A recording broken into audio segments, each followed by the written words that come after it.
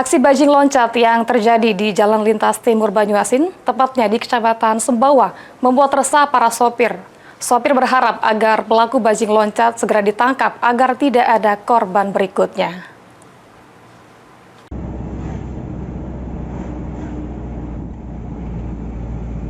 Beginilah aksi bajing loncat yang sedang melancarkan aksinya. Video berdurasi singkat yang beredar luas di media sosial memperlihatkan seorang pria nekat naik ke atap sebuah truk dan membuka terpal muatan.